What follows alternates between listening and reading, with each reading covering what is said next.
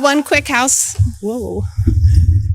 housekeeping note that we are short on mics, so if you are speaking for a prolonged time. Yeah. Hello? If you're speaking for a long time, please share the mics so that we can make sure we get everyone. Welcome, thank you to SCTV for filming, and our clerk, Kathy Radocchio, for taking notes, which is hard to do in a tri-board meeting with so many participating. I want to thank the 3 volunteer boards who are here tonight. We've got the Board of Education, who's way far away. We've got the Board of Selectmen and the Board of Finance, who is in the corner, appropriately so. Before moving on to public audience, we'll do some quick introductions. I'll start by introducing Board of Finance members. I'm Lisa Hebner. We've got Vice Chair Art House to my left, Robert Helfand, Art Wallace, Todd Burke, and Mike Doyle. We also have with us Finance Director Amy Merriweather, and I want to thank her for her help in preparing for tonight's meeting and her work on the budget, always expertly done. Thank you, Amy. Turn it over to Wendy, if you could introduce your board. Wendy Maxidis, First Selectman. Wendy Maxidis, First Selectman. On my right is Deputy First Selectman Steve Antonio. On my left is Heather Getz, Selectman. And next to Steve is Diana Isley and Kevin Beal, and Curtis Looney could not make it tonight. Okay, Jeff. Good evening, Madam Chair. Great to be here. Appreciate the invitation. Jeff Tittle, Chairman of Board of Education. To my right, the Bachelor, Vice Chair, Lee Zanone, Disabrisi, and Josh. I'll down that.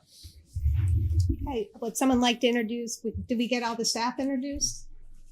Okay. Hi, Matt Curtis. His sidekick or Thomas Show, Deputy Town Manager. Melissa Appleby, Budget Director. Okay, I think we have everyone, and welcome to those who are in the audience for tonight. Before we get to public audience, I just want to go over how this evening will go. After public audience, we'll begin tri-board meetings with a PowerPoint laying out the challenges and tools we'll have available to us, setting the context for the budget process as we begin it tonight. We'll have an update from Mark and Matt on anything they want to add and a potential real estate purchase. We'll move on to tri-board discussion and questions. And then after that, we'll close the tri-board, and the Board of Finance will deliberate on its own on potential guidance. And we also have several other matters that we need to wrap up tonight. So for public audience, guests are invited to speak for 3 minutes on the budget or other financial matters. If anyone feels they need more time, I'm happy to meet with anyone separately. Please feel free to reach out to me directly. Is there anyone here who wants to speak? Mark. Good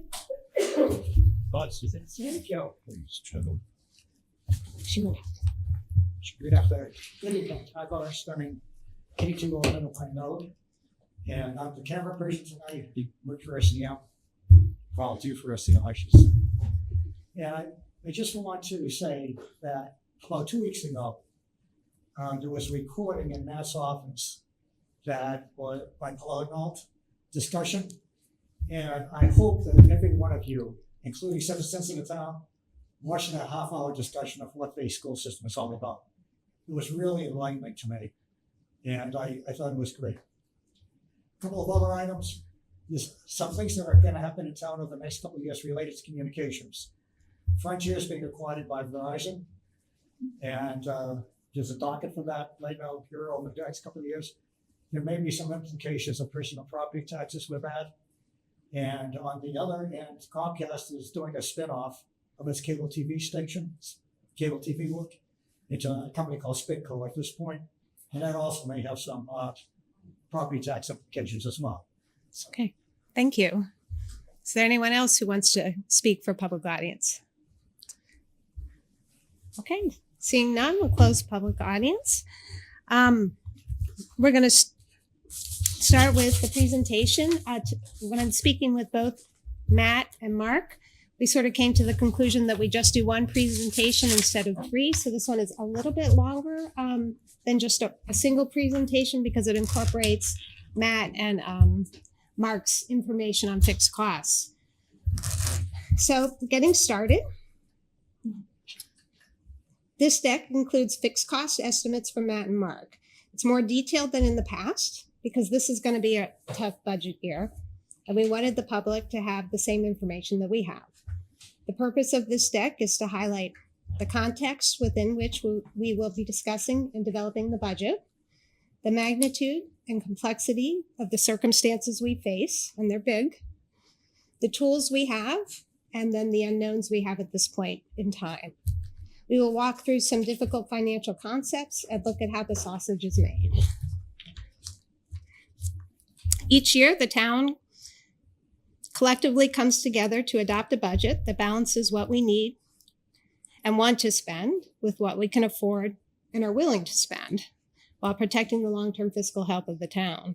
All municipal budgets involve debate, compromise, and choices because there are always fewer resources than needs and wants. This is not unique to Simsbury. It is every town, everywhere. The three boards here tonight collaborate with town staff, other boards, the public, in creating a budget to put to referendum for citizens. All of this is done within the context of lots of moving parts, some of which we'll review tonight.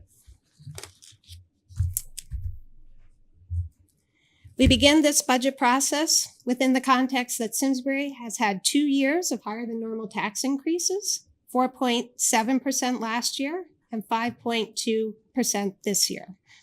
That's about a 10%, or the previous year. That's about a 10% increase over 2 years.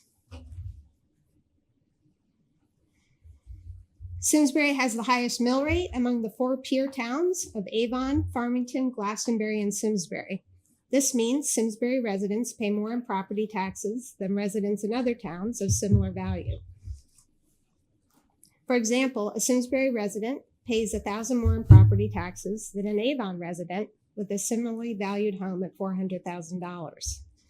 While Simsbury residents have been willing to pay more taxes for the high quality services and amenities offered by our town, we must remain vigilant in monitoring our economic competitiveness. While the mill rate variation may not yet be wide enough to cause current residents to leave, the variation may become a deterrent for those considering buying or starting a new business in town. Over the long term, a continued or widening gap may reduce home values. Starting with revenues, we are starting the budget process in a hole. The assessor has projected grand list contraction of 1.29%. For a loss of about $1.5 million. This contraction is driven mostly by state mandates that change the amount of revenue towns can collect on motor vehicles. Other state and local exemptions also contribute to this loss. We will have an updated number in January and a final number in February. While revenues are down, expenses are up. For expenditures, the largest part of the budget is fixed costs. Using preliminary estimates, the town manager and the superintendent have provided, fixed costs are to increase $5.6 million, which would result in a 4.45% more spending than last year. Fixed costs are rising faster than the current 2.7% rate of inflation and the 2.5% Social Security cost of living adjustment, which we refer to as COLA. Putting it together, we've had significant tax increases the last 2 years. Simsbury's mill rate is higher than peer towns. Expenses are going up, revenue is down. If we do nothing and projections remain unchanged, we would be looking at a tax increase of 6.94%, just under 7%. As an aside, the 6.94% tax increase is significantly higher than the 4.5% budget increase because taxes are impacted by more than just spending. Spending is a big driver, but other factors include the grand list growth, motor vehicle cap, and non-tax revenue. Before we get too far, the Board of Finance knew that some of this was coming and has already expressed its intent to use capital reserves to offset the debt service payment, crediting savings back to the taxpayer to lower the tax increase. Use of those reserves will lower the tax increase to 5.64%. A good start, but not enough. This is the context for our budget planning and Triboard discussion. It is not where we will end. We will get this down. We'll review some of the other tools and resources available, but before we do, we'll quickly look at budgets for the public who may be watching tonight. The town and education operating budgets are the largest budgets and what most people think about when they think about the budget. Within the operating budgets, most goes to education. Those budgets are funded primarily with the property tax. For this reason, the operating budgets drive the mill rate. Other revenues include state grants, fees, fines, donations, and charges. In addition to the operating budget, the town also funds other budgets in which the majority, but not all of the revenue comes from sources other than the property tax. For this reason, increases in these budgets often do not significantly impact the mill rate. Funding sources for these budgets come from grants, bonds, fees, donations, capital reserves, and for some of these budgets, a small amount from current year taxes.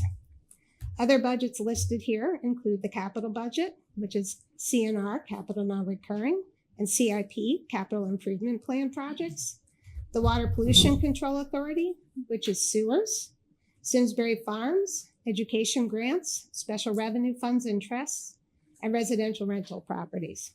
Capital reserves is highlighted in red because we will discuss this later in the deck.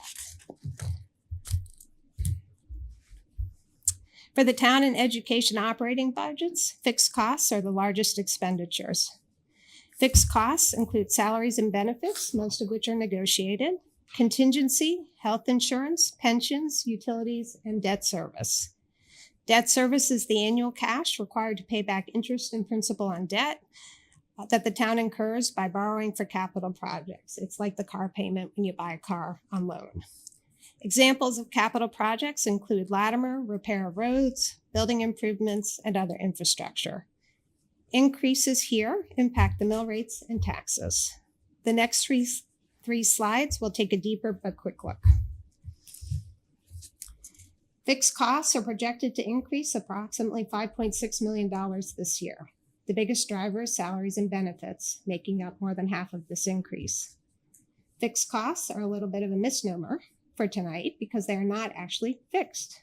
We are reviewing preliminary numbers that do not include utility increases, other contractual increases, vacancies, retirements, the use of health reserves, or other savings. For this reason, these estimates will be adjusted later in the process as we receive actuals. Drilling down, for the town budget, fixed costs are rising faster than the rate of inflation. This translates to a 3.37% Board of Selectmen budget increase over last year. For education, fixed costs are also rising higher than the rate of inflation, which translates into a Board of Education budget increase of 3.62% over last year. Debt service is a legal obligation we must pay. It is not discretionary. Debt service will spike almost 19% or $1.5 million. But as mentioned before, the Board of Finance and the Director of Finance and the Town Manager were aware of this. And we will use capital reserves to offset taxes to pay for this. And we'll get that down to a 2.48%. At the bottom of the chart, the year-to-year change translates into a budget increase dollars spent of 4.5. But the tax increase again would be higher because grand list and other factors mentioned earlier. Again, fixed costs are an estimate that will change. Go on to revenues. What's going on? What is driving the grand list contraction? On the revenue side, the biggest factor is the loss in motor vehicle value, which translates into a loss of revenue to fund budgets. In large part, this loss is due to a new state law that will limit the amount of revenue a town can collect. For Simsbury, this represents a loss of $1.6 million. We will not be the only town in Connecticut facing this issue. On a positive note, real estate property values increased a little. Economic development added $18 million in value, which will bring in just over $400,000 in new tax dollars. But that gain is reduced by state and local exemptions and abatements. After netting out reductions, that leaves us with just over $200,000 in new revenues, which is not a lot. Moving on to personal property. Again, personal property increased in value by a very small amount, $3.2 million. Personal property is all non-exempt business property not attached to a building. That's things like machinery, furniture, fixtures, and motor vehicles. That increase in value translates into about $100,000 in new revenues. Bottom line, the small increases in real estate and personal property are not enough to overcome the loss of motor vehicle value. So what can we do? What tools does the town have to lower the tax increase? This slide shows some of the levers the town will evaluate. The tools are not listed in priority order, and it's going to take all three boards. The first three tools involve different types of reserves. Using reserves is a way to credit savings back to the taxpayer to lower the tax increase, but must be used in a manner that does not result in fiscal cliffs. Fiscal cliffs create burdens on future budgets and future boards. Pay less now, but pay more later. That's what the state did, and Connecticut is still digging out from poor decisions made years ago. As mentioned before, we will be using $2.3 million in capital reserves to offset the debt service payment, crediting back to the taxpayer. We will also evaluate other options. We will tap health reserves to lower the operating expenditure for health insurance if, and only if, the fund's assets support that use. We're waiting on consultant recommendation. This is not a certainty, but at this point of time, it is looking favorable. General fund reserves. Last budget cycle, our board indicated its intent to use savings in the general fund to help with the fiscal year 2026 budget. We were aware when we passed the budget that we might be creating a fiscal cliff in health, and so we planned for it for this year's budget. $850,000 was set aside for a potential healthcare cliff. If not needed, those dollars will be available for other one-time uses. We also assigned $200,000 to help feather in part of the ambulance contribution. Another tool we have is budget reductions. These are often the hardest to make because cuts can involve service reductions or changing the way government delivers services.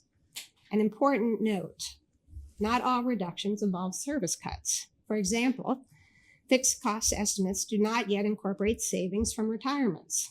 Once those savings are incorporated, salary and benefit costs will naturally come down without service impacts.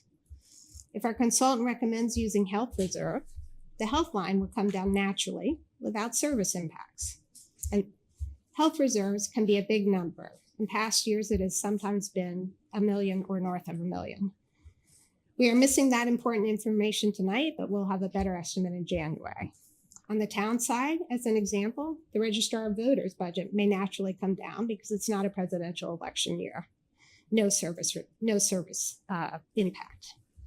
Capital reductions, when bonding is reduced, the town saves in later years, which is extremely important for the town's long-term fiscal health, but it often doesn't reduce the current year's budget because we don't charge until we actually go out to bond.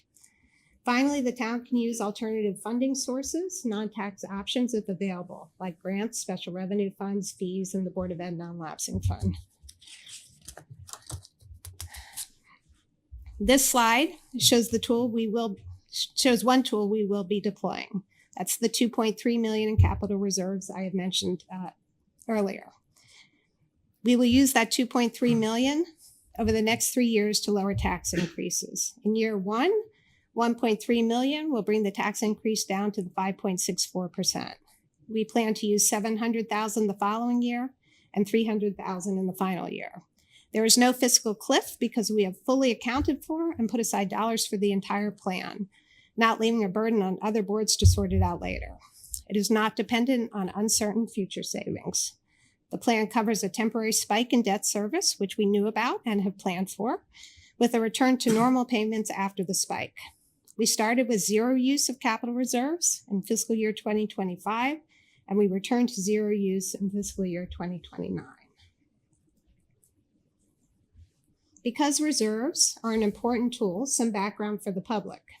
Reserves are like savings accounts. As a fiscal best practice, there's a fairy in the room. As a fiscal best practice that is important in maintaining Simsbury's AAA bond rating, which lowers borrowing costs, town policy is to maintain about 2 months of operating costs as unassigned general fund reserves, which is a fancy way of saying savings. The purpose of these reserves is to reduce volatility and uncertainty in public finance. Reserves ensure cash flow and are available as a safeguard against an extreme event that demands a quick and decisive safety response. Think 2011 October storm. In this way, general fund unassigned reserves are like a self-funded insurance policy, which can be tapped for temporary cash flow or an emergency, but should not be used for normal recurring expenses. If reserves exceed 2 months, the excess is available to credit back to the taxpayer, but must be deployed in a manner that maintains a structurally balanced budget with no gimmicks or fiscal cliffs.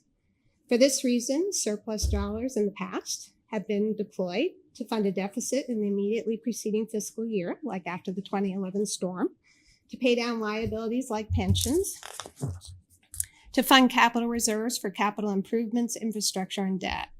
They are generally not deployed to lower recurring operating expenses for just 1 year, or that will continue over the years. The next slide. So where do these reserves come from? Some years the town receives more revenue than budgeted, and in some years the town spends less than budgeted, unspent dollars. When this happens, the town ends in a surplus position. For example, in November, the town ended fiscal year 24 with an unusually large positive fund balance, a surplus, that brought our savings above the two-month guidepost. The town put that money aside in capital reserves to credit back to the taxpayer in fiscal year 2026, and that will be an important part of budget discussions this year. This slide shows where that savings came from. Of important note, much of that favorability is not available for fiscal year 25 or 26.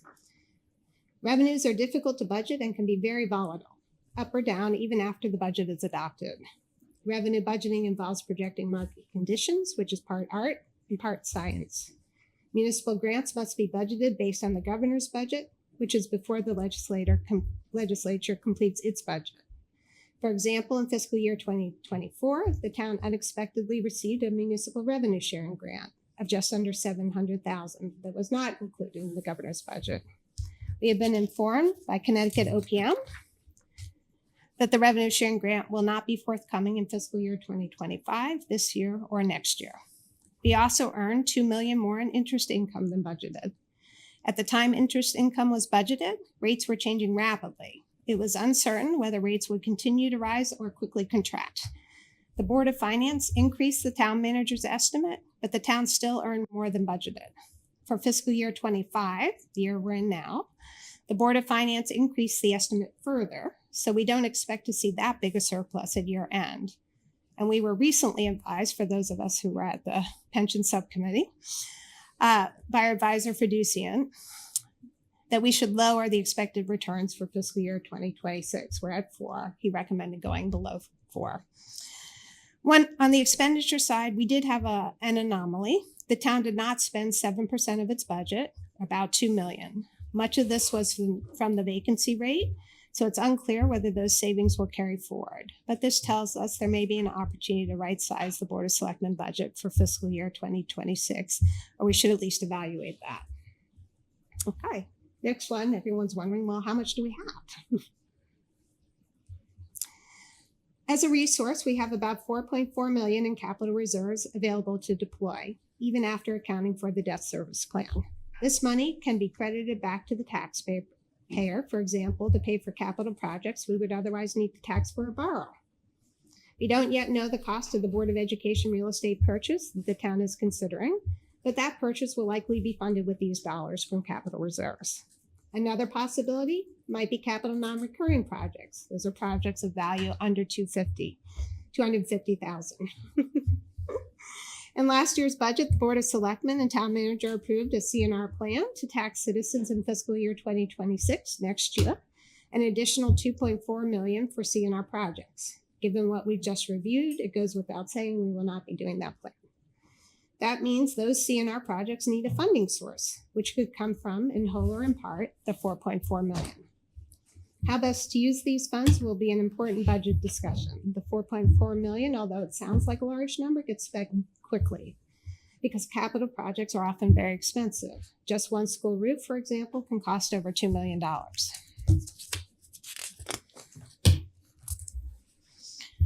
Unknowns. As of this evening, we are just beginning the budget process. At this point, we have many unknowns that may materially change the context we've just reviewed. We don't have utility estimates. Municipal aid comes in the governor's budget mid-February. Health savings from the new provider for retirement plans and use of reserves will be updated in January. Retirements, we don't have those savings. Vacancies, we don't have those savings.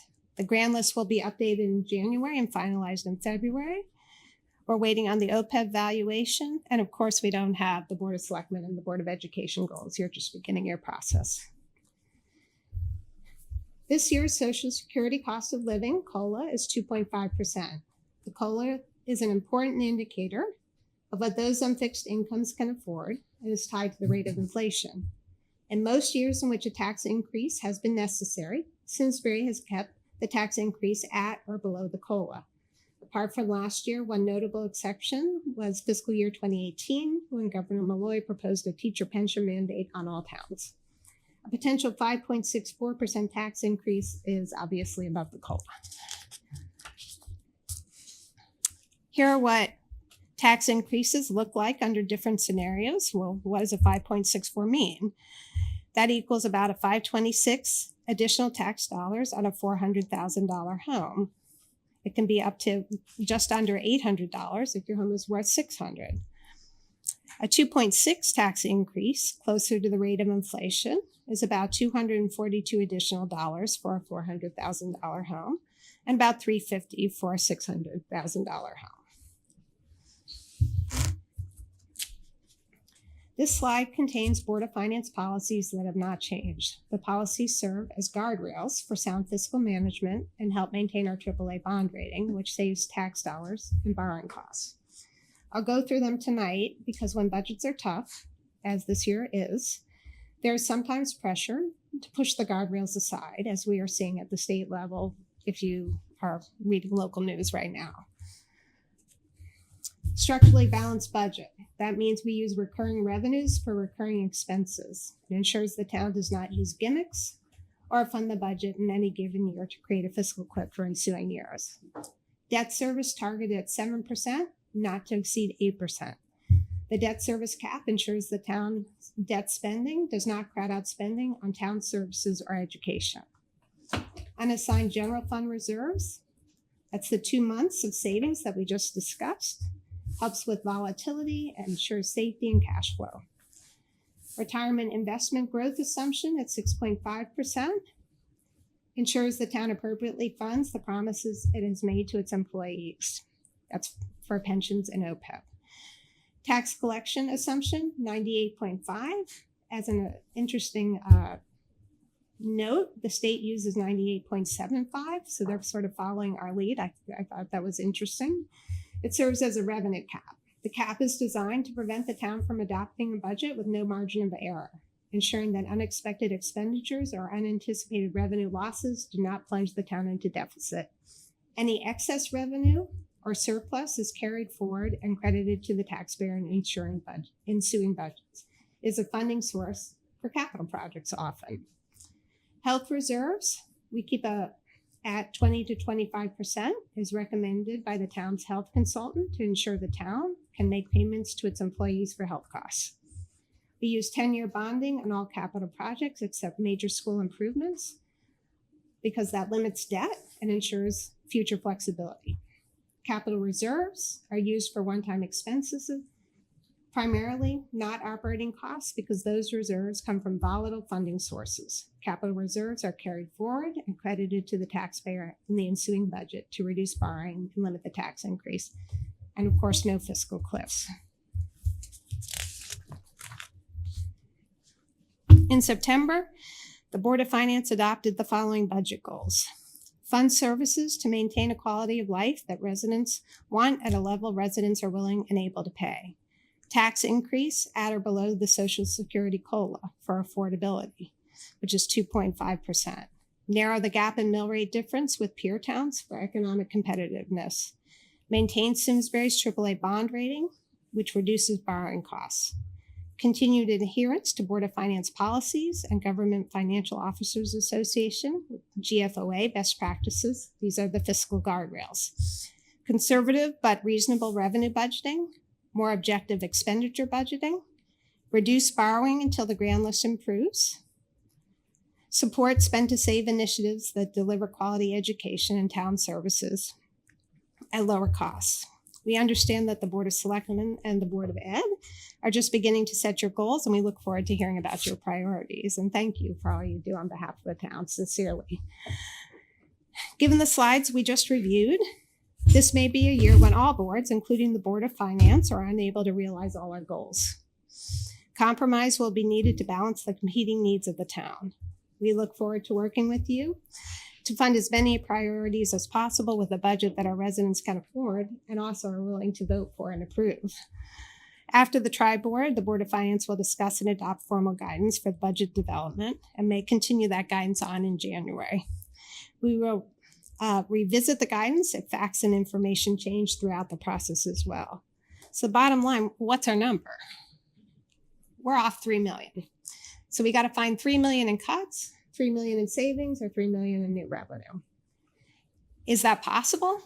I don't think we're going to hit the 2.5% tax increase. That's our goal. I'm just saying that out loud, looking at the numbers I'm looking at today. I hope they change. But we have some big swings out there.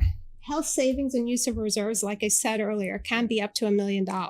That's a third of the way there if that plays out, and we don't know. We'll have better information in January. The grand list might come in a little better than we anticipate. We might get more municipal aid from the governor, especially as more boards discover what we're discovering on the grand list for cars. And then there will likely be more cuts than any of us want to make. And so our job will be to balance all of it. And like I said at the beginning, I don't know if anyone noticed, we went to a new graphic from last year because there's so much up in the air this year, lots of juggling that's going to need to be done among the three boards. So before I open it up to board discussion, I want to give both Mark and Matt an opportunity to comment on sort of this budget context and then to move into the real estate purchase that we're considering. Matt, you want to start us off? So yeah, just context, I really appreciate this. We had an opportunity to be, I felt like part of the planning process, so thank you on that front. In terms of where we are currently, we just got through last week meeting with our building-based leaders, our program directors, and it's just we're kind of in that query stage, pulling kind of the wants and needs together and analyzing. So really, we are at what you were seeing here. Also very encouraged by the health insurance news early on and the fact that the policy stays 20 to 25%, our reserve levels are at 30. Hopefully that holds tight. We can look at that lever a little bit for reducing other areas. But no, we understand, and I've had conversations with Jeff and my board members about the challenging issues, mostly initially brought on by brainless growth and everybody's need to kind of really take hard with it. Thank you. Mark, would you want to comment on that context? Hi, Chair. Good evening, everybody. Thank you, Matt. I'd like the superintendent. I can describe our situation on the south side as kind of a little bit ahead of the key. And so that gives me great hope. I wanted to spend a minute letting everybody know here what we've done to get us to this point. First thing we need to do in order to be in chance and to be successful meeting this very important target is to have clarity around all our costs, the fixed costs particularly, as they represent the biggest part, as you saw in the slide deck, of the municipal budget. So what have we done? With our colleagues on the Board of Selectmen and key members of our team, we've wrapped up much of our collective bargaining issues. We have 8 contracts with all 3 CSEA groups.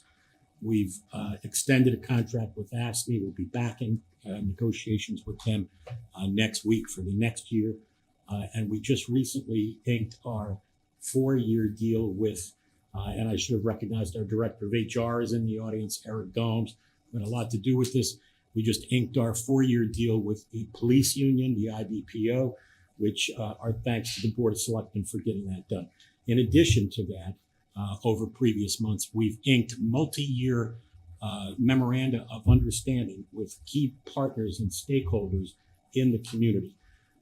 I had the pleasure in fact, my first experience in Simsbury town government was here at the Triboard meeting a year ago when my predecessor, interim town manager Lee Erdman, asked me to come And I remember the conversations. One of them, I actually said a few things, although I will confess I was very nervous. I didn't start work until I think January 8th or something. But one of the topics was the ambulance situation, as you'll recall, was discussed by the Triboard here. And what are we going to do to continue that relationship? Our thanks to the Board of Selectmen and the team that got I believe it's a 3-year deal with the SBAA, and that has been resolved. We're hoping that the Board of Selectmen will approve my request and recommendation that be mostly funded by the opioid settlement monies. That's something that I'm in discussions with our first selectman about currently, which would have obviously less of an impact on our budget than might have been thought. We couldn't predict that a year ago, but we got that done. Also, some long-term agreements with some others. I won't take up more of your time, but my point is that the work that we've done over the last 8 months, 9 months was really, there were things that we had to do, but they were positioned to give us better clarity when it comes to doing the hard work that's before us now. I want to also just end by saying that was a tremendous presentation. For me and for my team, we agree with everything that you were just shown, and I think I can speak from that as well, particularly the Board of Finance goals, which, I was just in an EDC meeting where we stressed the impact of having the #1 mill rate, as your chair indicated, on potential economic development. Our Board of Selectmen's primary goal, which we all share, is growing the grand list. And obviously we all know how that's tied to the mill rate. So a $6 million surplus, however, is a big surplus. And we're very grateful that the Board of Finance is signaling a willingness to work with us with respect to the level of usage of reserves to help us get through this. So we're very appreciative of that. And with that, we'll answer any questions and share back to you. Thank you so much for the time. I have one more thing just Yeah. from last night. Yep, please. Just wanted to mention, we kind of slid up our capital process and reviewing where we were at on the Board of Education side to get our information earlier to Mark and the Board of Selectmen. So we approved that to move forward last night. So our year 1 in capital, we made the decision to move out years, $3.2 million. Roof project that we felt was in reasonable enough shape to get a little bit of stretch out of it. And we had a field reconfiguration project at Simsbury High School. I would give them details of it, but trying to maximize practice facility. The updated estimate came back that it had a place that we were not comfortable with even talking about publicly for that type of project. So we moved that out for maybe a whole different type of plan in the future. Just leaving in, I think the number we have in for year 1 is $800,000, which is like concrete and some things that really need to be done in our various schools. So that is voted on, approved by our board unanimously last night, and moved forward to the year select. Can you also, I know you're working with the state to try and get final audits on some like the Henry James projects and others, which will then free up some additional dollars. Can you give us sort of a background and status on that? I don't have a lot of new information on that, Lisa. The public may not know any of it, so Bless you. bless you. Just working on it. Yeah. So there is money. We're stymied. We're waiting on the state multiple years for them to complete their audit so that we can release dollars back to be deployed for things like the new roof. I mean, it's amazing. Those audits and those closeouts can take years. I mean, it really is pretty interesting. So, but Plugging away. yes, and I do want to congratulate. I know Amy's working that and Matt and Mark, and that's a huge. It shouldn't be a huge lift, but it is a huge lift. And I know Wendy's working with our delegation as well. Can you, I don't know, Matt or Mark, want to give an update on the real estate potential? I can briefly fill everybody in on that. And again, it's a work in progress. We are continuing negotiations to wrap up a potential purchase of property located adjacent to the high school, as you know, at 2 Farms Village Road. This is, as you know, a very interesting and innovative concept that returns a good ROI to our taxpayers over the years. It's been looked at by a number of folks in this room, our finance team and members of the Board of Finance. I think that the discussion that will ensue once we get through a couple of check marks with our town attorney will be, where's the funding come from? Obviously, I think the Board of Finance has signaled a preference to use cash reserves. I think the boards of selectmen and the boards Board of Education left open the opportunity to maybe use some portion of the non-elapsing funds. I leave that to others, but my timeline is to have a proposed contract with all of the numbers ready for Board of Selectmen approval at some point over the next couple of weeks. We're optimistic that we can get the approvals that we need. It's been a lot of work. Again, I want to thank some on the Board of Selectmen who have guided us in looking and doing a pretty thorough job on the due diligence side. I want to thank those members of the Board of Finance specifically that looked at this with Amy and staff. But we're optimistic that you all will like it. I know the Board of Education discussed it last night. Matt, if you want to add anything? Yeah, I mean, we're looking to try to really take on and provide some services for our students that have complex behavior needs that are currently placed on the outside in outplacement facilities. We have a great deal of experience in creating the same kind of model with a school called Farmington Valley Transition Academy, which is located in Avon in the Riverdale shops, and it services our students that graduate from our high school, but we still have responsibility from age 20 to 22. And we've created a self-sustaining school there by taking tuitions from outside districts. So it's about a $2.6 million operation that self-sustains from a cost containment standpoint that we would have to provide those costs from an operating standpoint if we didn't have a program. So it's a mirror of a program for that in an area that we see in a time when the market is not favorable for school districts on the outside with private institutions. So we have a similar number of students over the course of the last 3 years that are outplaced, but an escalation of 10% a year on those tuition rates. So it's not a sustainable model. The state's trying to starting to talk about working with districts on potential incentives down the road. But our mission is to create a program that will keep our students closer to home, keep our families more involved, provide a good service, but also a real good cost containment measure for us. So we think we can do that. Thank you. We appreciate that. As just as a reminder, one of the Board of Finance goals is to support spend to save initiatives that deliver quality education at lower cost. And the key point here is this will deliver the same quality or better at a lower cost. So applaud everyone who is looking at it and working on that. We appreciate all the effort that's gone into that. Before we open it up, we'll switch. We'll start with Wendy and then Jeff. I just wanted to ask. Sure, of course. All here on the steps on the purchase and chosen school. So Board presents it last night. I had a meeting for the public. Our next step is month with you. You probably saying how whether it's just the building, all the work for the building. Oh, I forgot about that.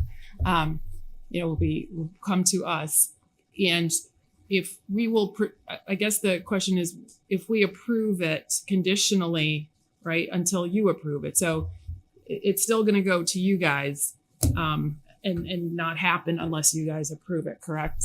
Yeah, so this would, if it's done outside of the budget process, it's considered a supplemental appropriation. It's under 2% of the total budget. So it does not need to go to referendum, but because it's such a large number, we will hold a public hearing on it just to make sure the public is adequately informed, similar to like what we did with Latimer.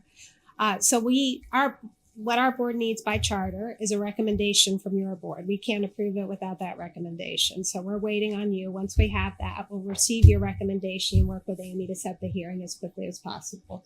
And then we'll do a presentation at that hearing. And my only question is, I think I've said this.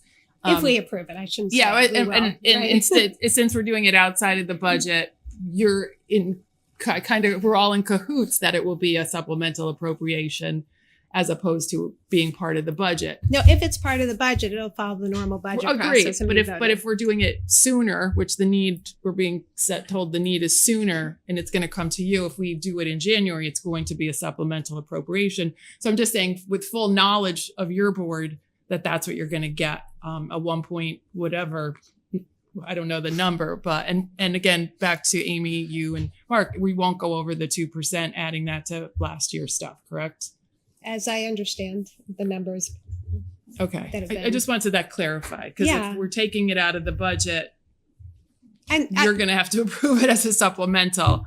And that's not, we always get questioned on those. So I'm just getting that out there the now. only thing I'll say is we haven't considered the financing. We will consider, of course, capital reserves, but we would also consider bonding. We have to look at the whole picture and see where the needs are. Bonding, it's just like borrowing a 30-year mortgage. Your monthly payment is a lot less. If you buy the house with cash, you need a lot of cash. So we're going to be evaluating within the context. So we do need some of your budget priorities as we get closer to that decision. But we are open to financing recommendations from the Director of Finance. Capital reserves is one bucket we have. Bonding is another option. So we'll evaluate all. I have a question. Yeah.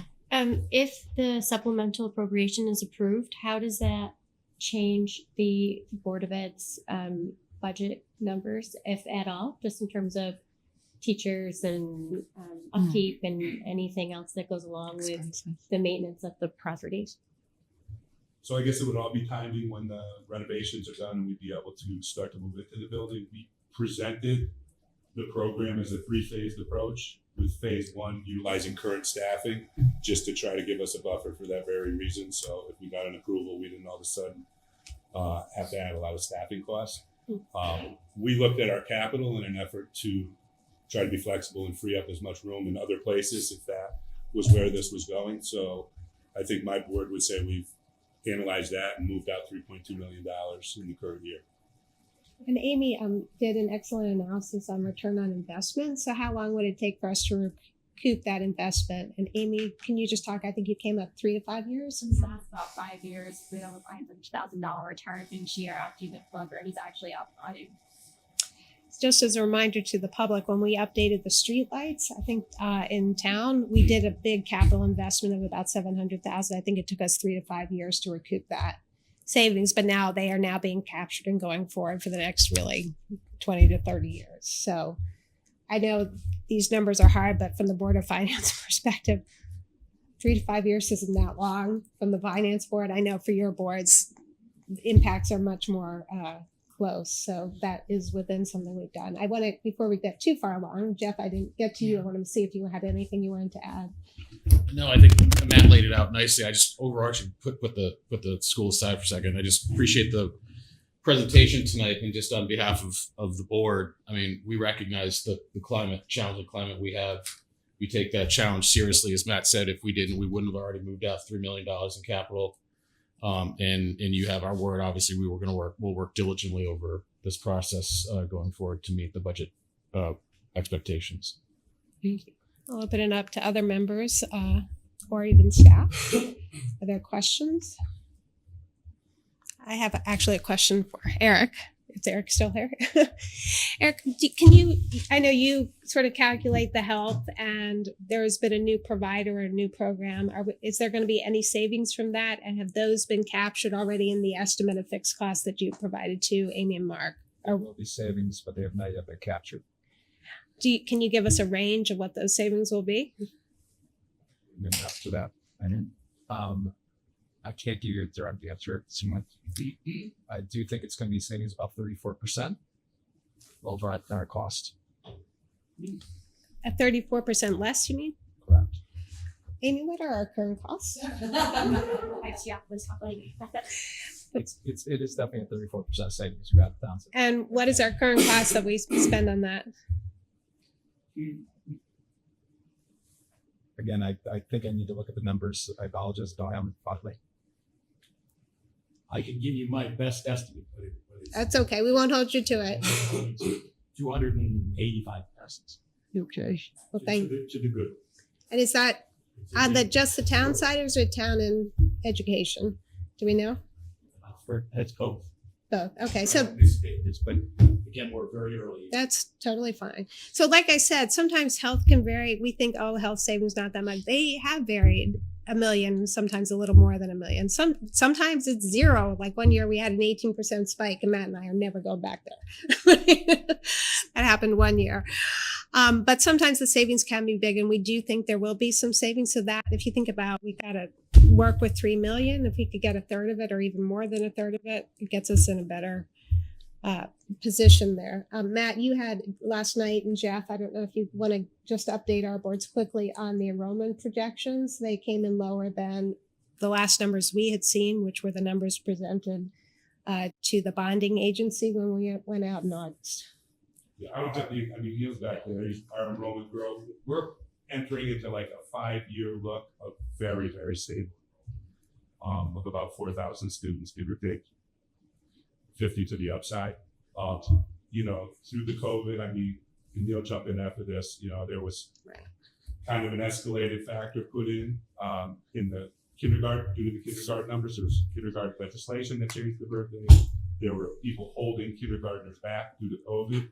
And if they put an escalator in there, that has not really panned out now what we've done these couple of years. So when we look like we're moving forward, rolling staff forward, rolling sections forward, like we're 2 less elementary sections this year than we were last year when we thought we would either be flat or, you know, go up 1 or 2. Not huge, but helpful. Easier to plan with Right. flat than it is with the incline for sure. The only thing I would add to that, though, even though it is flat for the 4 years, just so we're all on the same page, in that year 4 or 5, there is supposed to be a significant spike due to a what are they currently, 9th graders? Small 9th Yeah. grade, right. Oh, that'll graduate. Ninth grade Yeah. age, they're expecting a spike. So, but I mean, in terms of enrollment, where we are for the next 3 years, there will be no real spikes there won't be any enrollment driven staff thing, meaning that there might be a little more at the elementary moving into middle school. Right. But you save a teacher here to put out there. And across the system, I see very flat staffing in terms of service delivery. I meant to tell you I was going to ask you, but I'm putting you on the spot instead. You've been working with Amy, and thank you both, on interest investment income. Can you talk a little bit about Really on the spot now. how we're trying to make sure that we're Yes. getting the right Yeah, so let's make sure this is good. So with the spike in interest rates, and Amy will correct me on all of this, but with the spike in interest rates last year, if you remember, we decided to increase the projection of how much interest we were going to be collecting. We thought that was the right thing to balance a whole bunch of other things we were trying to go against. We actually looked to lock some of that in. I think that was the biggest thing, is we locked in, was it 6 months and 3 months, and we're going to try to ladder that going forward. We're going to have to continue to look at this, because if interest rates do continue to drop, the benefit there could sort of go away on us. But I think it sort of served its purpose to lock it and to deliver stuff for us. All right. So thank you. I think everyone, I just want to say how impressive and grateful I am for everyone in this room. Everyone has been working at different angles trying to get us into a better position. Amy, could you pull up that sort of crazy Excel spreadsheet that I sent you? Mm-hmm. And we'll just go sort of look scenarios, and I'm going to sort of ask Art to help me go through this and go down.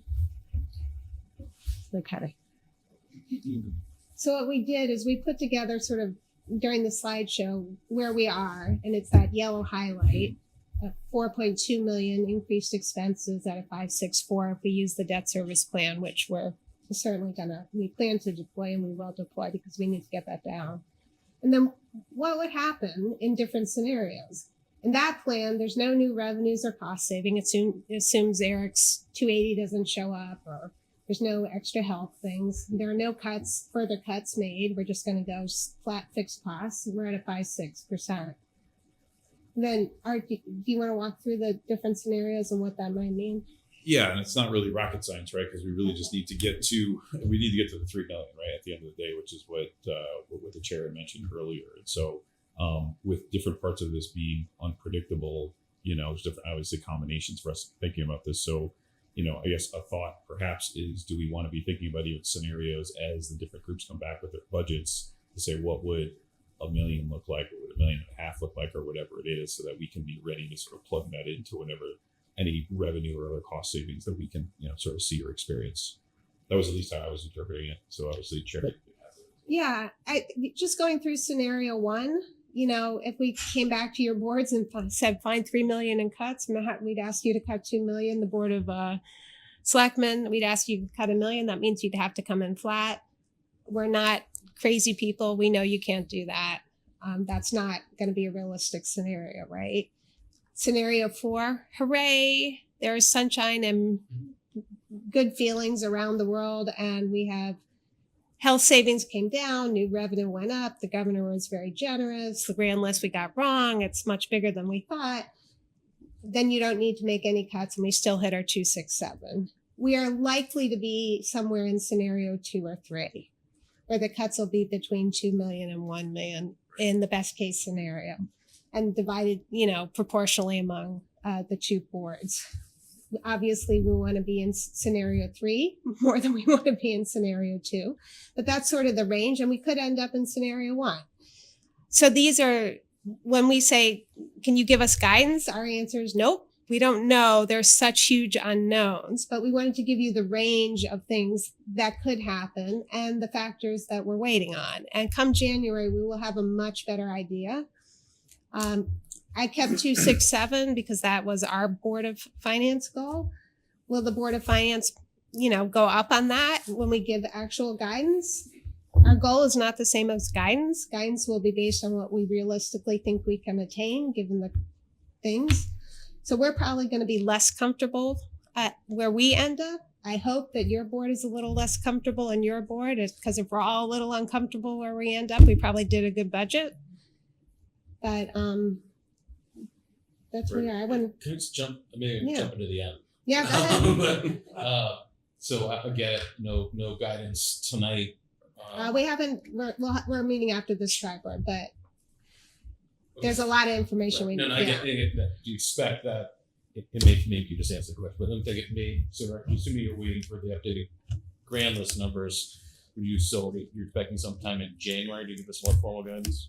Yeah, if we don't do it tonight, if we give broad guidance tonight, and then we would give more specific. I'm assuming everyone's not going to be working on this over the holidays. I could be wrong. Staff, I know probably will, but the boards, I hope, are taking some time with families. So we'll really start digging in January. Matt and Mark, I've met with and Amy. They're fully aware of the problems. They are already, as you heard from Mark and Matt, working diligently to address it. So I think everyone's sort of focused on it. I do want to give my board members a chance to, any comments? Start with Art. Do you have anything you want to say? Well, no, I perhaps to compliment you. I mean, having sat in on several sessions with you over the past couple of weeks, I think you've pulled together a very good scenario. I do wish we could give, Jeff, you just pointed, is that all you got for guidance? Yeah, for these reasons. But there's been a lot of good homework done.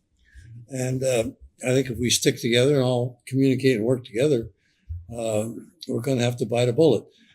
I come back to the very first slide. Amy, can you go back to the first slide in the presentation? Or do you want the juggle slide? No, I want the 2 bad years. So The 2 last years. Yep. There, yeah. No, there you go. Okay, that's a pattern we can't repeat. I mean, I think we see that we cannot do that again. And that's what all this effort has been around. And I think if we recognize we can't do that again, we'll get the numbers after we get what's the gaps that need to be filled. And let's all just work together to get there. Art? Yeah, I would only second what Art has said. For me, this is still the number one issue in the presentation. And thank you for laying out the nuts and bolts of how we got here or how we're trying to get out of it. But the cost of living in the town for most people has gone up 10% over the last 2 years. That is not sustainable and it's not justifiable. We have to govern ourselves in a way that allows people to stay in their homes, young people to move into our community, and for us to work as a community and not simply as a purveyor of services. Oh, Art. Yeah, like I second all that. I mean, I feel like the tax increases, I don't know about everybody else, but it's probably the most common thing I hear from other constituents in town, right? So I think we need to take this seriously. I totally get your point, Chair, in terms of the reality of what we get all the way to 267, but I think if we don't try, we're not going to get even close to it, right? So just to be clear, I mean, when you look at that history, you could look at inflation, and I think we did a good job with this last year. We collaborated well to get there, and the story kind of plays okay when you think about inflation, et cetera. But we're at a point now where we got to get really close to inflation, I think, to be taken seriously in this process. Todd? No, I mean, the numbers speak for themselves. Everyone, you complimented everybody in the beginning about how much work they've done. So people understand what the levers are, and there's not, it look like a lot, but most of them don't really move.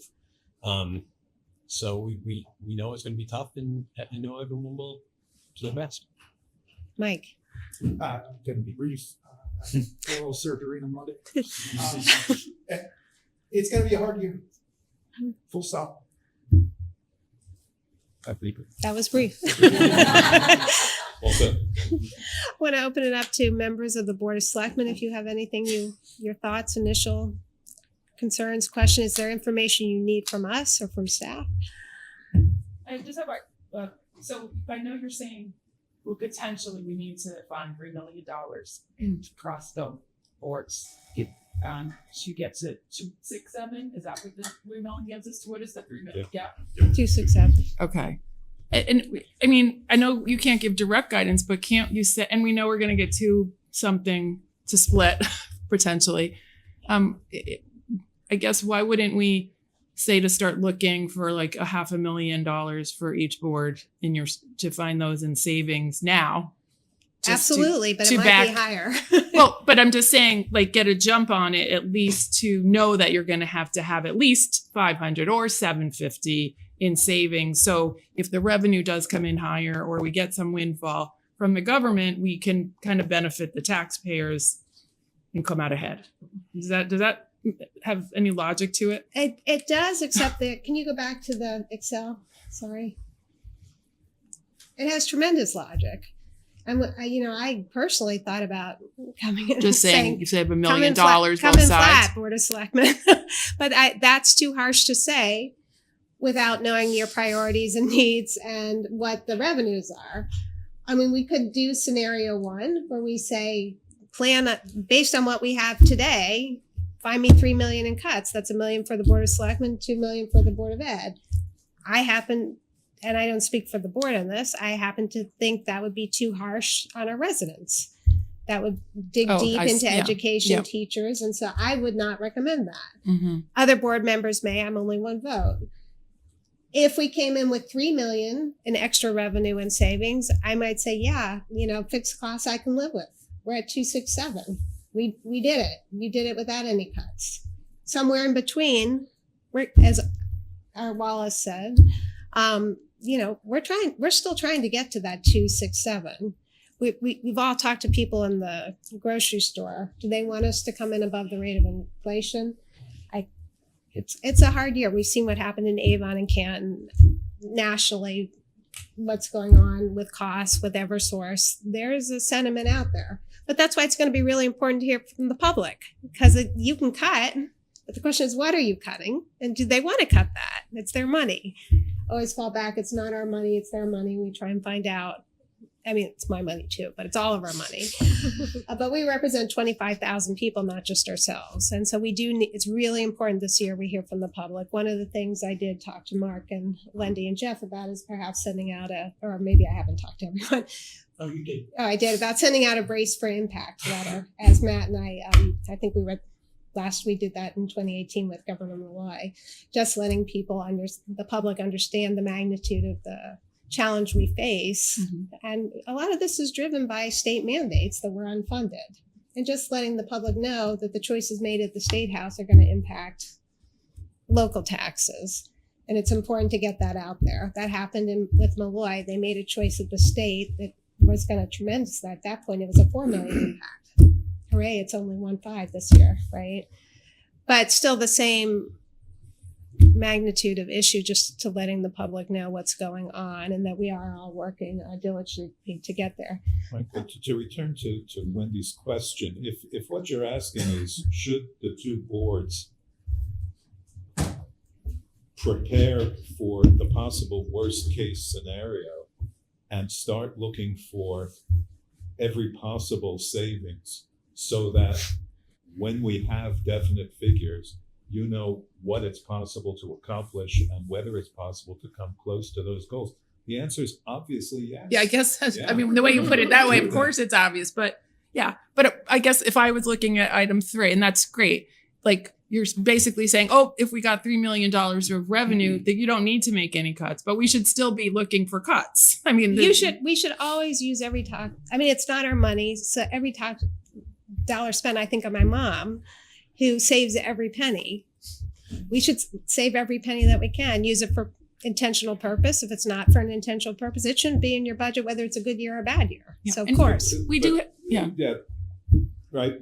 We should never be wasting money. If you find something in the budget that we don't need, then that should be cut. But really what we're talking about is this is the start of the budget process. Right now, we don't know what's going to come in on the revenue side, what possible savings we have without work. And the best possible thing to do would be to plan for or start planning for the worst case scenario.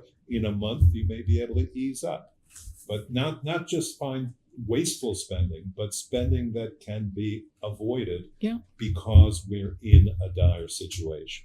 And I was going to add, I thank our town manager. We worked diligently on our town manager's goals, and in the goals that, he's promised to find savings and efficiencies in the budget. So we do expect to find places where there will be some things that are cut. So hopefully Lisa, we've talked before too, the importance into Bert's point when you go back and you really take a look at these things and you create whatever lists or information you need to create. That on your end, you also have the same understanding of what levers you're willing to pull and when, and saying that out loud as well, so that an exercise that is pretty damning isn't done for any other reason other than make people go nuts. And I think we want to avoid that, and all that is communication and timing, which I know. Yeah, but the one thing I think Matt is referring to is that anytime you plan for the worst case scenario and it doesn't happen, you don't want to put people uncomfortable or the public on notice for something that doesn't happen. So some of that is already being done internally. I'm not sure that that's appropriate to bring to light until we have the revenue situation. But it's just in the overall planning of when we come out Absolutely. and what we present. I think it is an important fact. Yeah. Chair, if I may too, just maybe a good time to remind myself that we had budgeted, I believe, with everybody's blessing for a second budget mailer. So later in the process, there's more that increased public engagement. Yes. Our boards did that. So just to put that out there. Yes, absolutely. I mean, what I tried to do with this presentation and consultation with Matt and Mark and actually my board and the first selectman and Jeff was really to put everything out there. These are the levers we have. We're not holding anything back. That's all I know about. Are there any other levers I should be aware of? I'll ask that to Mark and Matt. No, Chair. You listen to all, and I liked your comment that's my favorite slide. Amy, can you put that one up with the little snake thing? And I call it the snake thing. The red tier. It looks like a. I'm waiting for someone to ask for the juggler slide. It replaced the stool. Yeah, I was gonna say replace the 3-legged stool slide. Yes. And we'll never die. Suggestions, and I want to thank the chair for this, because she did remember to make the comment that these are not in the order of priority. Right. They're kind of jumbled and scrambled, but they do include every lever that I could think of. So thank you very much. Yeah, and we will. I mean, I think we're all open to deploying them. Personally, I'm going to watch and not, for me, I'm going to be reluctant to do anything that creates a fiscal cliff and puts off the hard decisions to future boards in the future. We saw what happened at the state when they did that. They didn't pay their pension obligations, and we're all carrying that burden today. So I want to make sure we don't do that for future generations, but that's sort of my red line in the sand. But other than that, Matt's right. We have to look at every available option, weigh it. Is it worth the tax savings it's going to bring in? Are we willing to give and do a little bit higher tax? Or are we willing to compromise on or stretch our willingness to finance still within the guidelines? But we're all going to be pushed. And so we have to keep an open mind. Jeff, I didn't get a chance to go through your board and see if they had comments that they'd like to make. You are your board. Just ask. Just ask. I can't see them. I have to yell, hello. I guess we're good for now. I would just echo, sort of to Wendy's point, we look at the budget 12 months a year. So we continuously are looking for ways to be more efficient and cut and while all giving the same level of services to the students of this town. But I will just say what I said earlier is you have our commitment to look at those hard decisions, and we are currently doing that, quite frankly. We always do. Yeah, and we always do it. I think everyone in this room always does. Yeah. Unlike in past years, though, we have a revenue problem like we haven't seen in years. Yeah. We haven't been looking for. Sure. Well, we're always looking for it. We may have to make harder choices than we've had to make in the past, is my only point. And I think, and we'll hear from the public and see how they feel about it, because they're an important part of this conversation. Maybe can you pull up the mill rate slide?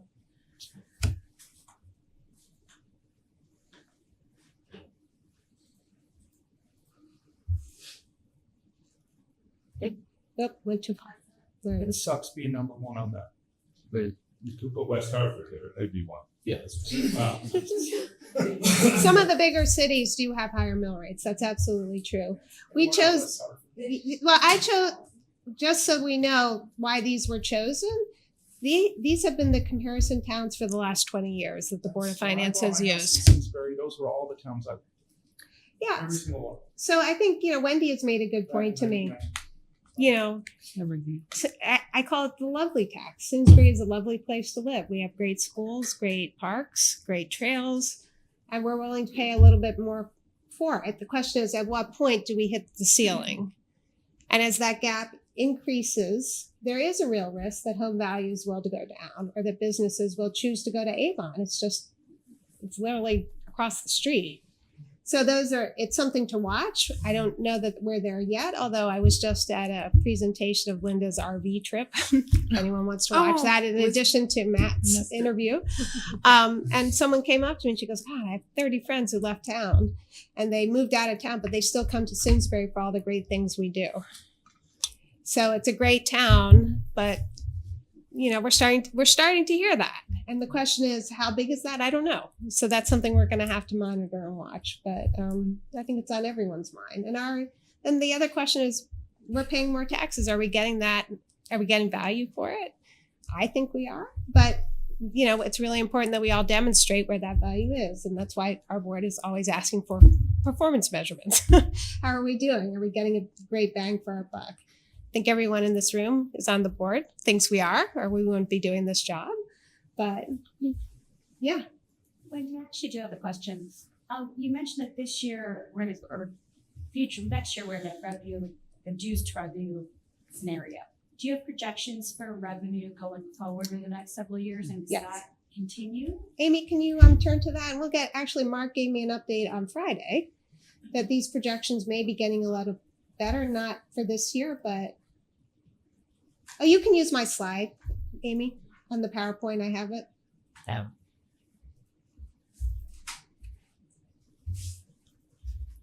Right after the mill rate. Mm-hmm. Yeah. You can see we're going down and then it's going up. It's still below the average. It gets better. But Mark, would you like to give some background on, obviously, economic development is a driver. Can you let us know what you know? And Yeah, I'd say again a little bit not ready for prime time, but that's a really, really good question, because to the chair's like they don't want to do anything that beats up this clip. So you might have a little bit more wiggle room in some respects this year. If you look at that next year, and the next year, and you see that grandest growth is coming back. So, as the chair alluded to, we believe preliminarily that the grandest growth will be a little bit better even in this shiny year. That's based on conversations with developers and folks who have approvals but haven't begun their projects. But also, it's a little bit of an optimistic note on our own hopeful success with respect to the Board of Selectmen's primary goal of driving economic development to rekindle the Economic Development Commission. We're working with Main Street Partnership and others to do certain things. So we're a little optimistic here, but it's too early to put a greater number out there. And obviously we want to be conservative with this as well. But it's a great question. I'm optimistic. Mark, when will we have an update on that? March or April. Is this? Can I ask why? What is the driving factor in fiscal year 29 where it drops significantly again and we're almost flat? And risking potentially being under. It's just the unknown because it's so far out. As you get further away from today, we don't know what's in the pipeline. Right. I'll editorialize that it's up to other boards to approve development in this town, and the conversations are had at the highest level of electeds and appointeds, and everybody is, I think, focused on that. So for a community that may not want certain development, we'll have community that really values open space. All of these things have a trade-off, and those are the pivot points that you see other communities making poor choices. And we don't want to follow in those footsteps. Like when we talk about our challenges are also our greatest opportunities to protect our open space and help them put skyscrapers on top. Hey, Mark, though, I'm not sure you can, and I'll ask it, no, but I mean, just in terms of the economic development, can you speak to, are we looking at, in those boards, looking at development in a diversity of development? The reason I'm saying that obviously is I think our town for the past few years has considered economic development just townhouses, right? Especially ever since the Hartford left. That only takes you so far and then puts pressure on us as well. So I'm just curious, are we looking at, again, to the extent I'm not asking for any trade secrets, but like, are we looking at trying to recruit businesses to this town to sort of drive some of those finances? Yes. I think the answer is yes. Certainly on the business side, we are not quite there yet, but recruitment is the word I would use, right? What tools do we have to get new businesses to come to town? Whether that's streamlining approvals and certain things that I know are being worked at by others throughout the organization, again, a sensitive subject for some, but the use of tax incentives and abatements are sometimes helpful to driving economic development. It's not necessarily always the case that abatements are bad, even though over the years they've been often mismanaged, and I grant that. Doesn't mean that they can't be strategically deployed to improve economic development. But I would say that bringing new businesses to town, as great as that is, it's probably not going to drive the grand list growth that we need because it's personal property. It's not the big developments, right? It's those other big developments that give us the greatest opportunity to grow the grand list. And those are things that are not in our purview on the administrative side, certainly. But I urge all our colleagues to take a strategic approach to approvals, over the next couple of years, and that's all I can really say on it. We look for creative solutions to find a way to say yes, and that's really all I can say. We don't want to say no, and we don't necessarily want what they propose, but there is a middle ground, and I don't think Simsbury is yet in that space of negotiating well to get the best outcome. All I have to tell you is who would do it, and that's really the question: who or what board, what one individual is the person charged with saying, can we get these people to the table and can we get it done or not? Mark, Thanks for the question. there is one development that is new that I just saw in the press yesterday about specialty saw. Can you share that? I can't. I'm done answering questions tonight. No, just kidding. But more on that later if you can, Chair. I don't want to take up everybody's time. And I will. At just a point of personal privilege, I want to thank everybody here. As the chair indicated, Matt and I are working very well together. And I want to thank all of the town staff. This will be my second budget, so hopefully I'll do a little better than I did on the first. Thanks so much. One thing I'll just mention, there's a lot of talk of economic development. I didn't do this in this slide, but in the letter that everyone got, there is, starting on page 13, there's actually quite a bit. I'm sure you probably haven't had a chance to look at it, but there's quite a bit on economic development. Jeff, to your point, in 2023, only one of our top 10 taxpayers was apartments. Now 9 out of 10 are. So I think it's a pretty dramatic shift that's going on there. But there's a ton of information about the grand list open space, grand list per capita. Folks have an interest in that. Sure, on that, is there a way to tally the increase to enrollment based on all those new occurrences? Because I know that one of the things that he's talking about is the idea that approving undevelopment brings large number of students and as an active. But we're seeing all of the increase, yet the roles have been split. Maybe we've got the answer to that question ourselves. Help me with consultants to tell us. You do have that information. I know Matt has shared it in the past. Share that all with you by complex over time. Yeah. One of the things the Board of Finances really put as a priority is to make sure we're doing the fiscal impact analysis for any new development. So if you have an apartment that's coming in, what is the fiscal impact? Yeah, it's bringing in this revenue, but how many children is it going to bring and what are the costs? And you have to do the net benefit to the town, because something that looks like a great development bringing in revenue has this much cost. And something that only bringing in this much revenue might have this much cost, and the net is bigger. So we strongly encourage that. I'm glad you're looking into that. I think that's a great idea. And, there are tools that will help you do that. And we have offered to fund those tools for you. So, all right, is there anything else? And then we'll move into Board of Finance. We are going to do a few scenarios.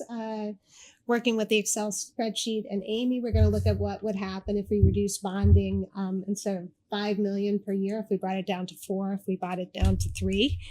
What would that do to our ability to use reserves to lower the mill rate this year?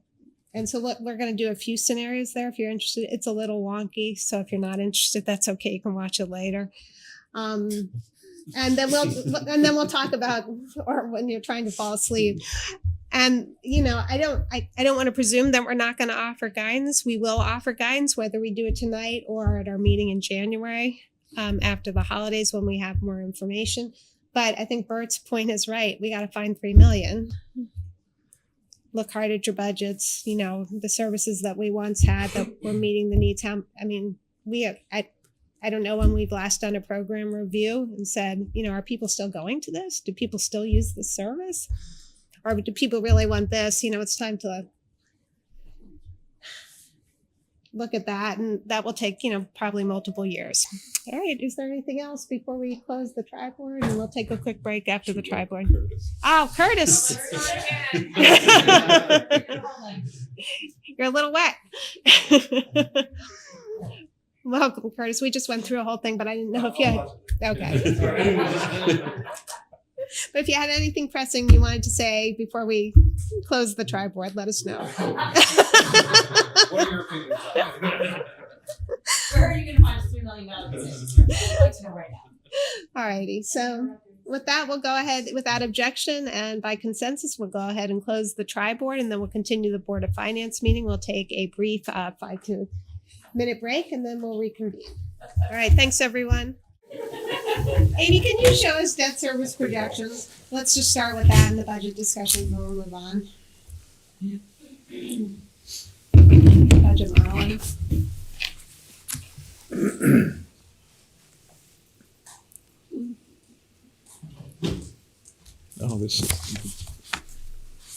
So the one thing we're at the 8248, assuming we're gonna use the 13, does anyone not gonna do that? Just, let's put that to bed. Okay, we're gonna do that.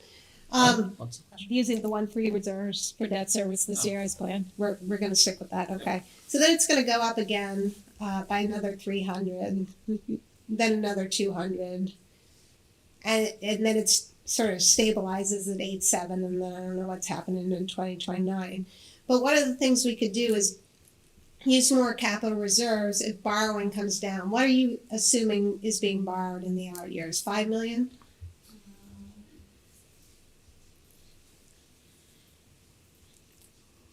Yeah, it still has the 5 million. And if they did 3 million in 26, 27, and 28, And while you're doing that, is the 5 million like earmarked for something specific, or is it just a placeholder at this point? That was a placeholder, like when we come up with the plan to achieve it 5. we were gonna limit bonding to 5 million a year. Sure. Okay.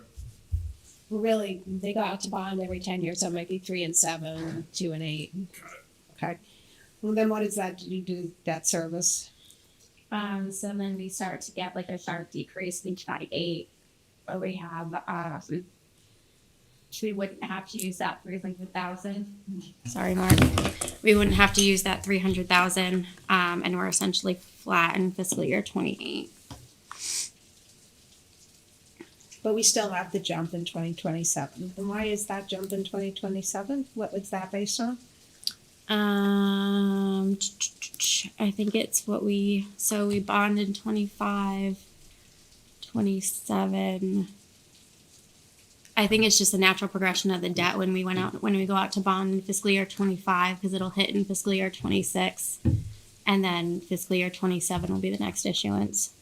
So there's nothing we can do to get that jump the next year, but we'll have some grand list growth. For fiscal year 27, it would be anything that's in fiscal year 26 and fiscal year 27 will impact fiscal year 28 budget.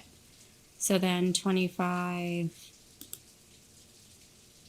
I guess anything that we do this year could impact, but since we do it every other year, we'd have to change our bonding schedule. So the way it's set up now, fiscal year 26 and fiscal year 27 will impact fiscal year 28. So one of the things, Amy, that doesn't really save us a lot, right? No. So one of the things that tells us, though, is if we do this land purchase, bonding is not off the table if they come in low. No. Because bonding 1.6 million would still be in, if they come in at 5, we could do that and still be within the plan that we had set up last April, right? And that would be a smaller hit to full going forward budgets, rather if we need the capital reserves for something else. Okay. Yep. So why that is helpful in getting debt down, it's not crucial for mill rate relief. Is that an accurate statement? Yeah. All right. What other scenarios do folks want to go through? Anyone? Anything? Yeah, I'd like to see what using 2 million instead of 3 million does. Just, it the 333 in the scenarios that gave us the 267. I'm just curious, like what stepping towards 267 looks like. And Oh, going back to the scenarios I put forward? yeah. Oh. So not the capital 3 million, 2 we're just talking million. about bonding. Yeah, we were just talking about bonding there. Oh, all right. Well, then I'll wait. No, we can, no. I'll put it back. We'll It's go okay. back to operating. Yeah. Whoops. Whoops. Yeah, that'd be fun. All right. And then Bonding, right? all right. So if I put the bonding back and we're at say the 5.64, and then you want to increase Instead of a $3 million drop. You're talking about those 4 scenarios where we get to 2.6, Right. 2.67. Oh, can you go to my, Yeah, I'm just Excel? curious what I mean, if Well, you're saying if it doesn't add up to 3, it adds up to 2. Where does the 267 go to? Right. I got you. But $1 million should be worth a little bit less than 1%, right? So 267 should go to like 3.5 or something. Then we'll see if he's right.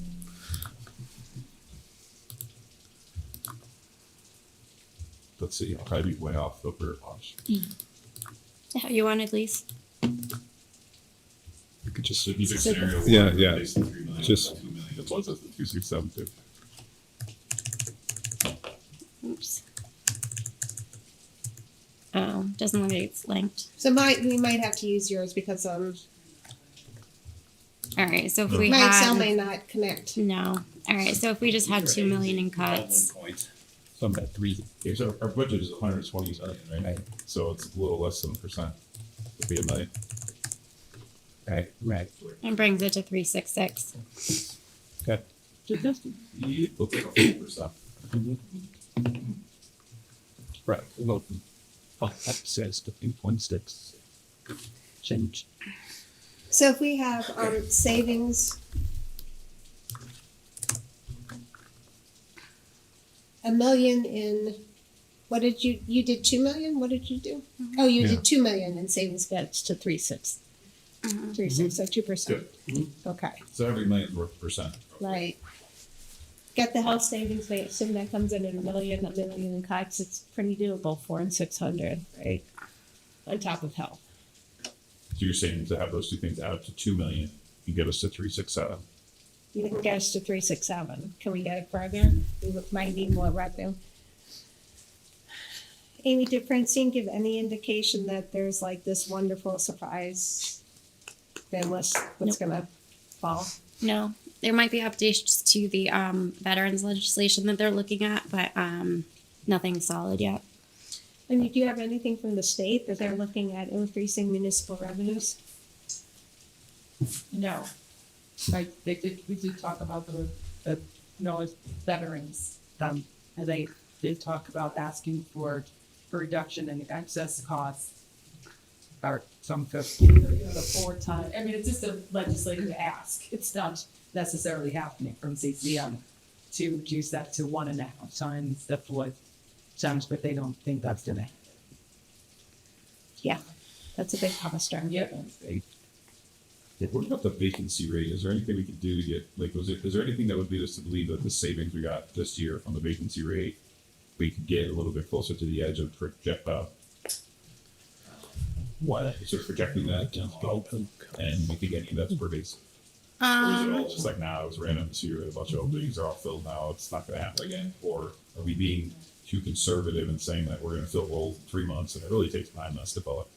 And we should start projecting 9 months. Yeah, so we still have a couple that are open. There's a couple that were delayed in hiring, so we will have some more savings again this year. There's 2, I'm not sure if they'll end up being filled. But the rest, I believe, have all been filled to this point. So I don't think we'll see the amount of savings again.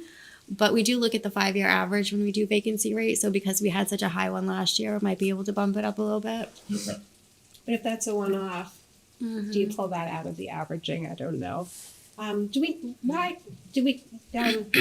you give any sort of color as to why that happened? That was a very large vacancy rate. What was going on there?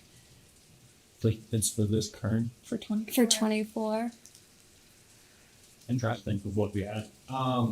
You had multiple police positions. As you get one filled, someone would retire, so it's kind of just been 2 open positions. We had planning, library. A couple of hirings. Like then there's a small, one you kind of get a dollar savings there.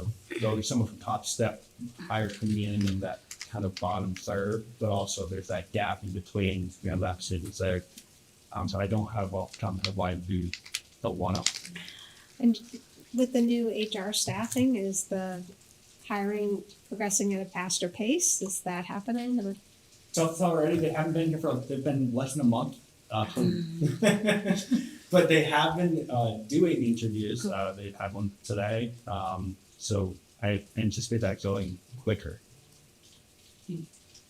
All right, to your point, we did raise the vacancy rate. I don't know what you guys budget in. I don't know. I think whoever has supervised, what do you budget for your vacancy rate? Is it 1.2 a salary? I mean, do you have a specific number? we would do much more like sort of micro to like roles that we know, and then we could make an assumption about how many months it's going to take to fill. So you do actual projections, actual projections.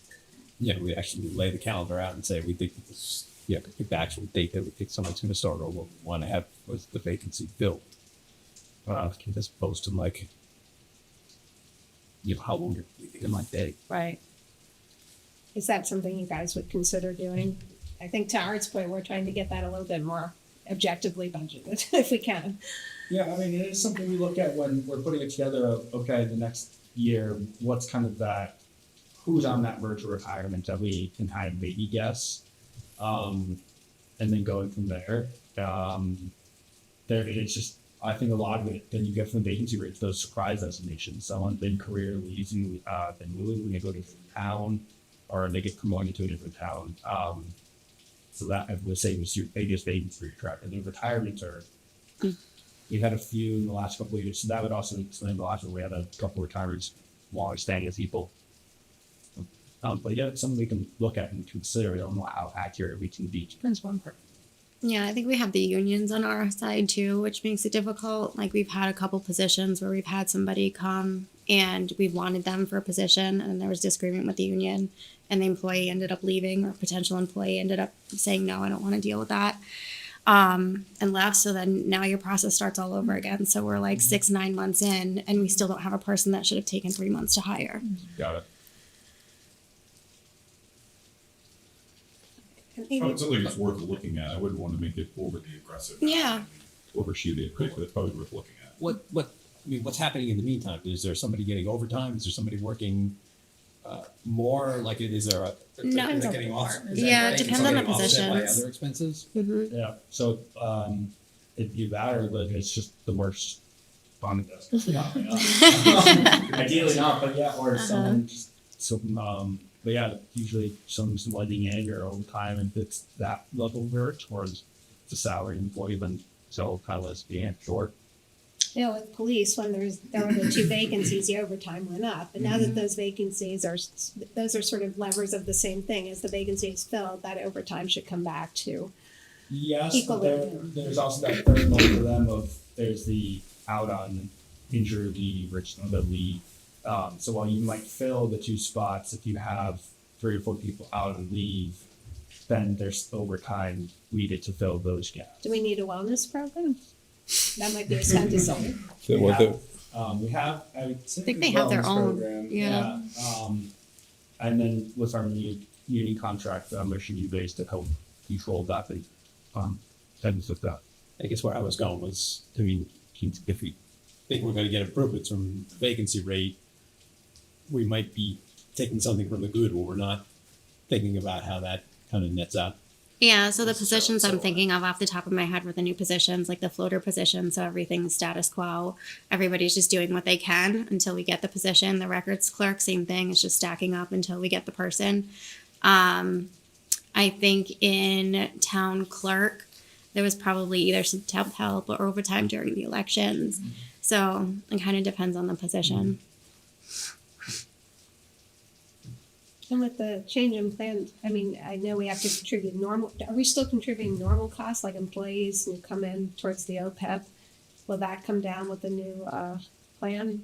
Do we think? Our contribution. So our contribution over the last 2 years has been 0 because we're fully funded. The employees have actually been covering the contribution for us. So we can't go below 0.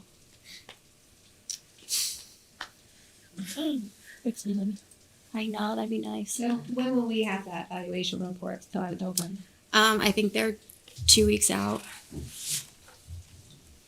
Okay, and our auditor's still on track. Yeah, we have them scheduled for February. Okay, great. Is that when we're doing fiduciary as well? No, for June we're gonna have in January. Oh, thank you. I know we were given copies of the valuation reports for pension OPEB. I don't know if folks have had time to look at that, but look at it between now and the next meeting, and then we'll see if we want to bring in the actual to review any of that. Is there any other information board members need on budget of the flood next week? There are, look at that second. we will move on. Again, if folks are ready. We have a supplemental appropriation. Is there anyone here from the town who's going to speak to it? We could probably tag team it. So this is during the August storm. The Parks and Rec Department had several trees. You can pull it up. There was several work done to clean up from the storm, and the Parks and Rec Department went into their operating budget to cover those costs. And now the director is concerned that because he had to cover the cost with operating money, he won't have enough to get through the rest of the year with his regular maintenance on what he would normally use to pay for those funds with. Can you sort of walk us through what, I mean, I saw tree work. Did they hire a contractor? Did they do the work? I mean, what was the nature of the work? I have a breakdown. Hold on.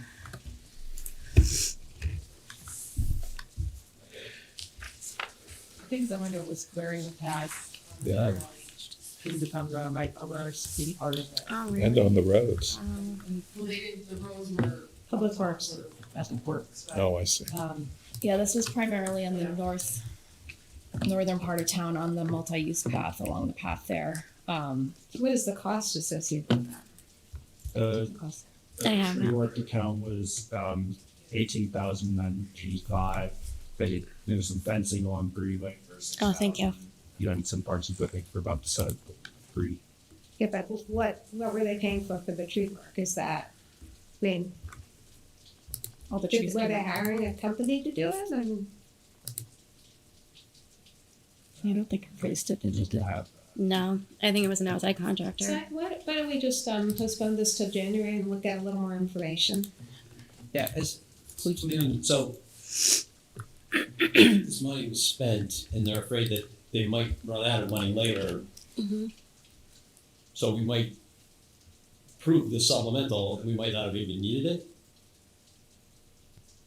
Because they haven't run out of money, they're just afraid that they might run out. Right, because the year's not done. So in the Right. springtime, when they do all of their maintenance work to get the fields ready and things of that nature, they're going to have to go into their general fund again to pay for those costs, and they've already been reduced by the storm cleanup costs. So I guess we're looking for a little more detail on what was spent. Was it contractor? I mean, if it's just staff hours. No, these are actual invoices that they paid out. It's not to supplement staff hours. Okay, so we could get that information. I know, like in a family, we might have had a drain block out on the kitchen flood over Thanksgiving.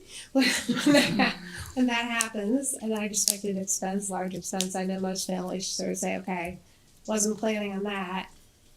I'm gonna have to forego something else in my budget.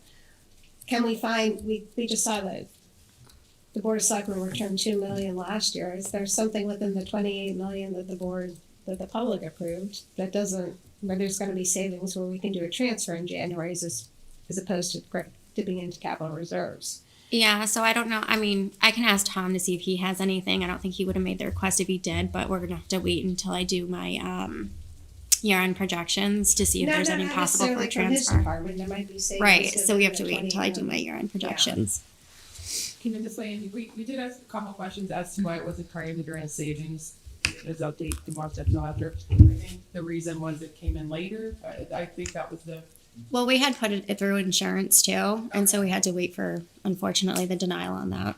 Okay, and we did question why couldn't you just be over budget or whatever, but we're just recommended that that's the best way that staff recommended to go forward with it. One thing, Tom Fitzgerald, you probably can dig this up, but I did ask for all the account balances, so where they stood when they asked for this money.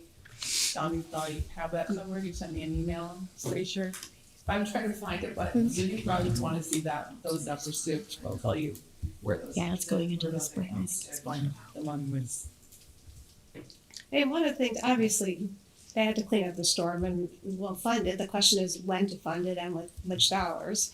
Mm-hmm. It doesn't need to be, I remember many years ago, we had 34 storms in 30 days and Public Works was projecting to go over budget. We went to the Board of Finance at that time and the Board of Finance said, yeah, we'll fund it, but try and find your savings in your budget. And if you can't find it, come back to us when you get closer to the end. And sort of gave the commitment to fund it, which of course, I mean, I'm willing to fund, ask you to find it within the $28 million first if you can. Is my thinking, but we can get more information in January, looks like. And then revisit it. That's comfortable with. Yeah, it's like the other thing, and this is just a nit, but I was just curious that the fencing estimate is like this round $6,000. Get everything up like just stuff to the penny here. I was just curious, like, is it magically 6,000 or was it an estimate?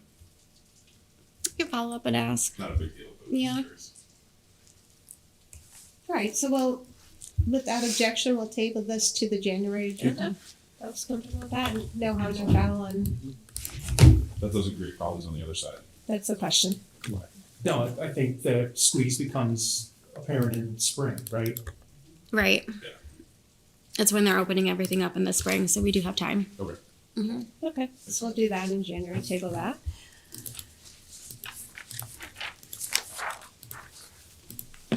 And then we have the November 12th special meeting minutes. I move to approve the minutes of the November 12th special meeting.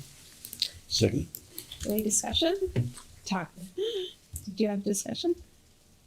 You know, you had a question about the dates. I'm answering, you want to ask it again? Yes. Oh, that's why it was a special. Oh, no. Because you weren't there. It felt no, special. about the dates at the bottom of the agenda. I think you were going to ask, right? Oh, yeah, I mean, we've got a bunch of dates that are on here, but we've got invites that went out that aren't on all these dates, so like we've got, where is it? Well, we have another meeting scheduled next week, actually, for the Board of Finance. Do we need that? No.